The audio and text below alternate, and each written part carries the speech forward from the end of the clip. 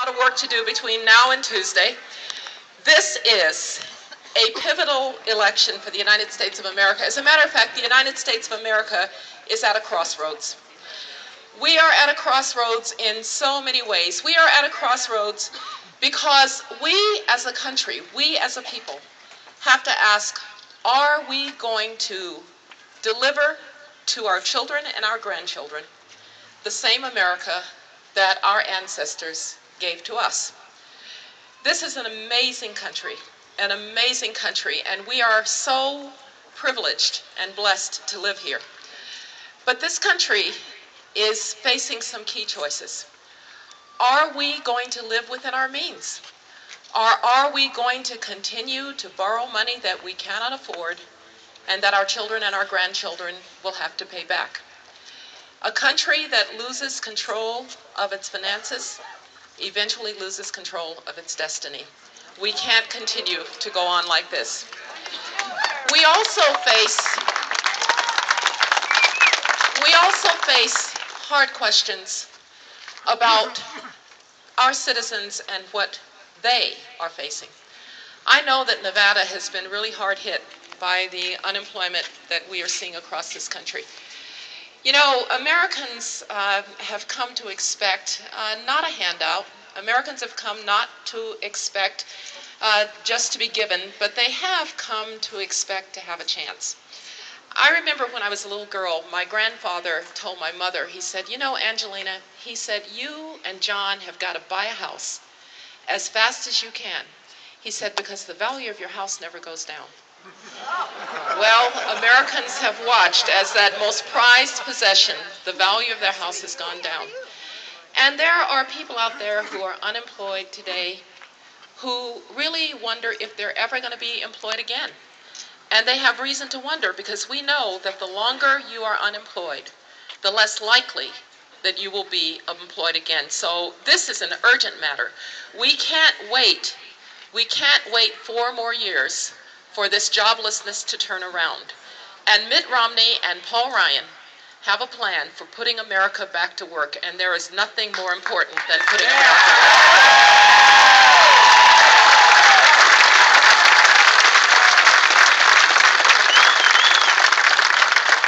We are at a crossroads too, because this country has been the country that across the world has been looked to as a place of opportunity, as a place of liberty, as a place of prosperity. And out there in this very troubled world, a world that has experienced the shock of September 11th, the turmoil of the so-called Arab Spring, the global financial and economic crisis, this world is looking for leadership and asking, where does America stand? And when the world, our friends and our foes, are asking where does America stand, the world is the most dangerous place. Our friends need to know, from Israel to Poland to Europe to Africa to Latin America, that we are going to be there for them in times of need. And our foes need to know that they should never doubt us and never cross us.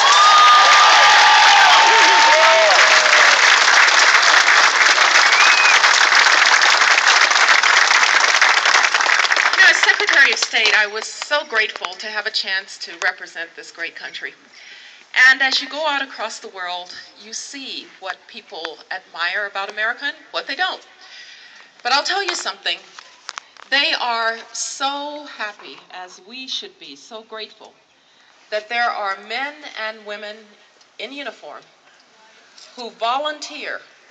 They volunteer at the front lines of freedom to defend us. And I want to say to the veterans and to those who still serve, we are eternally grateful to you.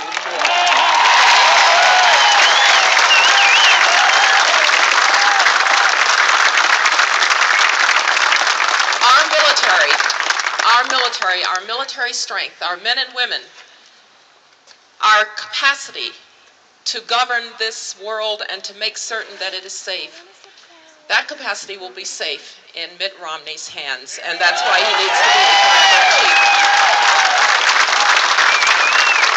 But you know, the most important thing about America and this America that we are, and the question of whether or not we are going to continue to be the America that we are, comes down to this. We have never been a people of envy of one another. We have never been a people who gave way to aggrievement, why don't they give me, or to its twin brother, entitlement. Why don't I have, and why don't they give me? Indeed, what we have done instead is we've been a country of opportunity. And I'm going to tell you, we've been a country of opportunity that believed that if you could just get a good education, if you could just get a chance, you could move forward. Now, in my family, that is an article of faith. Because we have, all of us, right, family heroes. Well, one of our family heroes was John Wesley Rice, Sr., my grandfather on my father's side. Now, when John Wesley Rice, Sr. was a young man growing up in Utah, that would be E-U-T-A-W, I'm not kidding, Alabama, John Wesley Rice, Sr. decided he was going to get book learning in a college. And so he asked, in the parlance of the day, this is around 1919, where could a colored man go to school? Well, they said, you could go to this little Presbyterian school called Stillman College. It's about 30 miles from here. So he saved up his cotton, and he went off to Stillman College. And after the first year, they said, so how are you going to pay for your second year? He said, well, I'm out of cotton. They said, you're out of luck. But thinking quickly, Granddaddy said, so how are those boys going to college? They said, well, you see, they have what's called a scholarship. And if you wanted to be a Presbyterian minister, then you could have a scholarship too. And my granddaddy said, that's exactly what I had in mind. And my family has been college educated and Presbyterian ever since.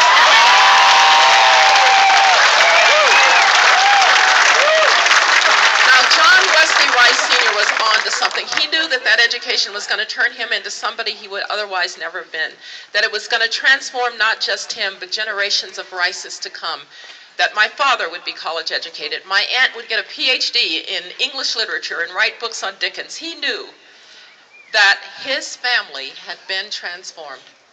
But you know, today, so many of our citizens aren't so sure.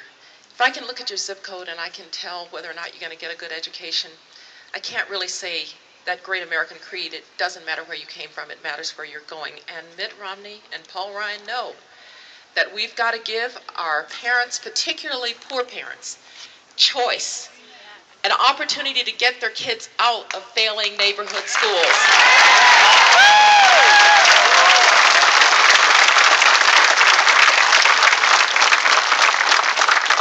And I want to say a special word to women. I know there's a lot of nonsense out there about a war on women. Well, I am one.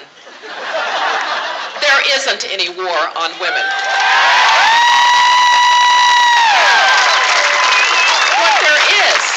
What there is respect for women as thinking human beings who understand as mothers and as daughters and as wives that we have to get this economy moving, who understand as mothers that they want their college graduates to be able to find a job, that understand that they don't want to pass on this debt to their children and their grandchildren, that understand that when America is strong at home, America can lead abroad, and that will make us safer and more secure and more prosperous. I don't care whether you are male or female. We have the same aspirations for America to continue to be a country where it doesn't matter where you came from, it matters where you're going. To continue to be a country where you can come from humble circumstances and do great things. To continue to be a country that has done the impossible so many times and made it seem inevitable, where you can be a little girl from Birmingham, Alabama, and grow up to be Secretary of State.